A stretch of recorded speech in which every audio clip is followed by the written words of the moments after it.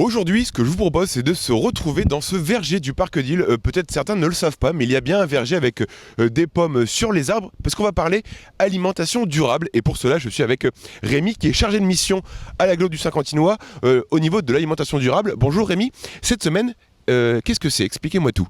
Alors cette semaine, c'est un événement qui est organisé par l'agglomération du Saint-Quentinois et ses partenaires sur la thématique de l'alimentation. Donc on va proposer des rencontres, des visites, des ateliers et tout un tas d'événements sur la semaine, sur ou sans inscription.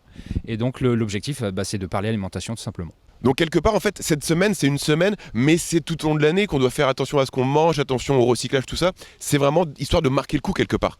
C'est ça, exactement. Alors l'agglo organise d'autres événements dans l'année. Alors là, c'est une semaine complète dédiée, mais on organise aussi des ateliers spécifiques sur le gaspillage, sur manger des produits locaux, sur manger sainement. Et l'idée, c'est de diffuser un petit peu la bonne culture d'une alimentation saine, durable et locale. Mais justement, comment on fait pour sensibiliser les gens à tout ça et les amener à avoir des bons gestes et d'avoir le bon comportement vis-à-vis de l'alimentation? Alors c'est pas quelque chose de descendant, c'est autour du partage, autour de bons moments qu'on va passer ensemble.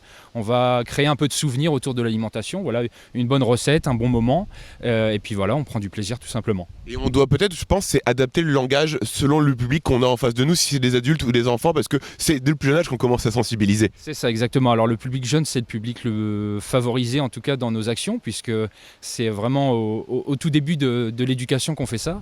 Mais on a aussi des gens de tous âges qui rejoignent les ateliers, bien entendu. Et donc cette semaine, on va parler un peu de celle-ci, alors qu'il y a une pomme qui aurait pu me tomber sur le crâne, mais c'est pas le cas. Cette semaine, qu'est-ce qu'on va voir dans Saint-Quentin? Qu'est-ce qu'on va pouvoir faire? Qu'est-ce qu'on va apprendre surtout? Alors on va apprendre à cuisiner de manière économique et écologique. Donc économique pourquoi? Puisqu'on va par exemple faire ces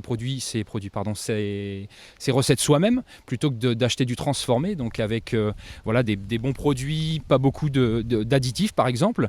Et on va aussi faire de l'économie économique en prenant par exemple des appareils de cuisson qui sont mieux adaptés, des appareils, et avoir aussi une meilleure pratique, c'est-à-dire cuire plusieurs aliments en même temps, faire la cuisine de plusieurs plats dans la même série entre guillemets, et faire des économies ainsi. Parce que quelque part, la notion d'économie, en ces temps actuels d'autant plus, et écologie, en fait, c'est vraiment, il y a un lien de cause à effet. C'est ça. Alors l'écologie, justement, ça touche pas tout le monde. Les gens sont pas forcément touchés tous par l'écologie, mais l'économie, c'est universel. Voilà, on veut manger et subvenir, entre guillemets, pour certains.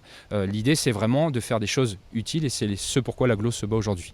Et donc, à Saint-Quentin, les temps forts qui va rester dans cette semaine, qu'est-ce qu'on va pouvoir retrouver jusque la fin de semaine? Alors on va avoir des ateliers cuisine, donc il y en a un aujourd'hui mercredi et un demain, qui sont organisés par l'agglo, mais il y en a aussi des acteurs tels que le centre social de Saint-Martin qui organise un atelier demain jeudi pour les enfants et vendredi également. Et donc voilà, je le disais tout à l'heure, mais on va le répéter, c'est une semaine qui est dédiée à ça, mais c'est tout le temps parce qu'on vous voit assez fréquemment dans Saint-Quentin pour entre guillemets, donner la bonne parole et adapter les bons gestes, les bonnes attitudes et vivre un peu mieux, entre guillemets. C'est ça exactement, l'idée c'est vraiment de disséminer un petit peu des petits messages en espérant que ce sera dans l'imaginaire des gens et dans la pratique de leur alimentation demain. Et est-ce que quelque part on voit depuis que ces actions sont mises en place une évolution dans la population saint-quentinoise? Est-ce qu'on, peut-être pas des chiffres, mais est-ce qu'on voit une évolution positive quelque part? Alors je peux pas témoigner dans ce sens-là, mais je peux vous dire que les gens sont intéressés par la thématique. Il y a une appétence pour le manger bien, le manger mieux, le fait de prendre soin de sa santé en mangeant, et donc on est intéressé par ces personnes-là en retour, tout simplement. Et justement, l'agglo du Saint-Quentinois travaille aussi en collaboration avec plusieurs acteurs pour justement sensibiliser du mieux possible. Alors effectivement, on a des acteurs qui sont à la fois des associations, mais on a aussi des institutionnels qui travaillent avec nous. La ville de Saint-Quentin, par exemple, travaille avec nous sur la thématique de l'alimentation. Et l'idée, c'est de travailler ensemble de manière stratégique également pour mettre en place des dispositifs d'accompagnement notamment pour que les Saint-Quentinois puissent mieux vivre demain au travers de leur alimentation. Les prochains objectifs, les prochaines actions qui vont être proposées, c'est quoi ? Alors il y en a une qui vient de se passer justement, une action, c'est la mise en place d'une carte de producteurs locaux. Et donc tous les producteurs qui font de la production locale et qui la vendent en circuit court et en vente courte surtout, sont recensés dans cette carte. Et tous les Saint-Quentinois sont amenés à... Voilà, je les invite à feuilleter cette carte, voilà, qui est vraiment un petit joyau de connaissances. Où est-ce qu'on peut retrouver cette carte pour celles et ceux qui sont peut-être intéressés? On va se déplacer un tout petit peu. Où est-ce qu'on peut retrouver cette carte? La carte, on peut la retrouver alors dans les principaux points d'intérêt de Saint-Quentin, donc les mairies, voilà, tous les services publics, dans les boutiques de producteurs justement, et on peut aussi la retrouver de manière numérique sur le site de l'agglo.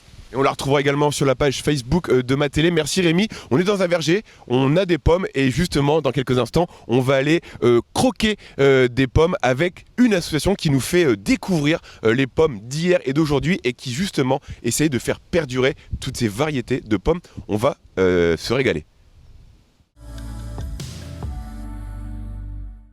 Et oui, on se retrouve ici toujours au Parc d'Île pour la semaine de l'alimentation durable. On s'est mis un petit peu au chaud avec Jean-Michel Eman qui est membre de l'association Les Croqueurs de Pommes. Bon, quelque part, on est tous un peu croqueurs de pommes, mais présentez-moi cette association. Oui, alors petite correction, ça ne concerne pas que des pommes, ça peut être des poires, tous les fruits régionaux d'une manière générale. Et souvent on raccourcit en disant les croqueurs de pommes, mais le vrai nom c'est Association des amateurs bénévoles pour la sauvegarde des variétés locales de fruits, j'en ai oublié un morceau. Mais donc en résumé, ça s'est terminé en croqueurs de pommes parce que c'était plus facile à citer. J'ai fait plus simple aussi. Cet asso, justement, qu'est-ce que c'est? Qu'est-ce que vous y faites au sein de cette structure? Alors, l'objet principal de l'association, c'est le premier objet, c'est recenser des anciennes variétés, oubliées, perdues, les identifier. Donc, on fait des descriptifs et on les sauvegarde. Donc on essaye de les perpétuer et de les rediffuser aux amateurs par une bourse au greffon d'une manière générale. Et puis le deuxième objet, c'est d'informer le public. Ça peut être les écoles scolaires, on a beaucoup de contacts avec par exemple les lycées agricoles, et puis tous les particuliers qui sont intéressés par le sujet, rediffuser les moyens de multiplication de ces végétaux. Donc des explications sur la greffe, par exemple, au printemps, en été, et puis tous les problèmes que les gens peuvent rencontrer, nous aussi, on en rencontre, hein. Mais surtout amateurs bénévoles. Il n'est pas question de prendre le travail des pépiniéristes. Le pépiniériste a son job, l'arboriculteur, il produit des légumes. Nous, on observe, on recense. Et puis, il y a une petite complémentarité quelque part. Oui, bien sûr, parce que toutes ces informations... Aujourd'hui, nous avons un nouvel outil qui est l'analyse génétique. Donc, ça permet de reconstituer un peu l'arbre généalogique d'une variété, de trouver quels étaient les parents, les grands-parents, enfin, tous les phénomènes d'hybridation d'une manière générale. Nous travaillons avec l'INRAE, l'Institut national de recherche agronomique et de l'environnement, et qui fait toute une base complète de données, et ça permet de recréer de nouvelles variétés par le phénomène d'hybridation. Une variété qui est très résistante, qui a peut-être pas un très bon goût, mais elle est très résistante aux maladies. Et aujourd'hui, tout de suite, on parle de pesticides ou de choses comme ça, quoi. Et aujourd'hui, vous êtes au Parc d'Île. Quelle est la raison de votre venue et qu'est-ce que vous présentez au grand public qui va venir ici jusque la fin d'après-midi? D'accord. Alors, première chose pour rappel, le marketing, en fait, fait croire aux gens qu'il existe une pomme jaune, une pomme verte, une pomme rouge ou une pomme grise. Et ce n'est pas vrai parce qu'il suffit de regarder un petit peu, il y a un peu toutes les couleurs. Toutes les couleurs, toutes les formes et tous les goûts surtout. Et donc, on les recherche, on les analyse. On trouve aussi, pour nous, c'est important de sauvegarder l'usage. L'usage des pommes.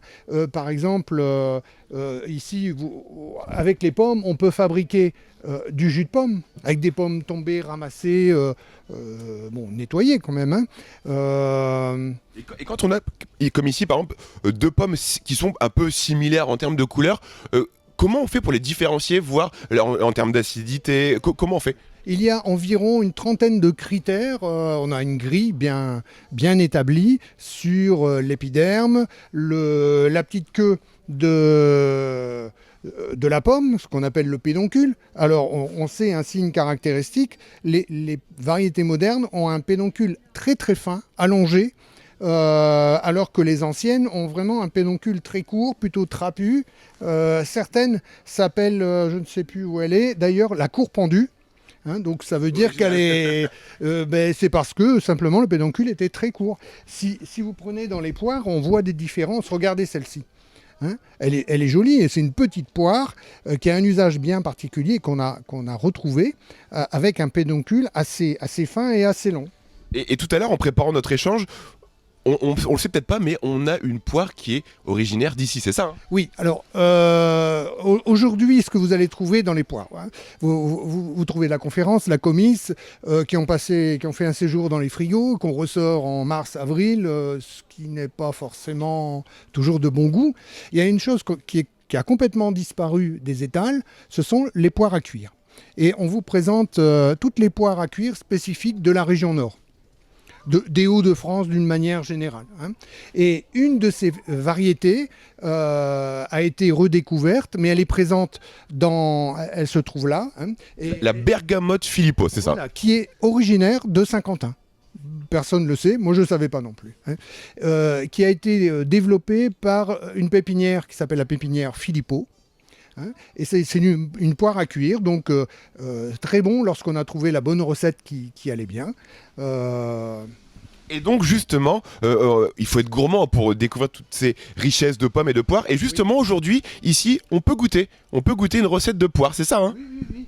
Donc avec un autre type, c'est la petite poire avec le long pédoncule qui a été. Je vous ai préparé une petite, donc on retrouve ici le long pédoncule. Et puis, voilà, regardez. Hein, c'est une petite recette.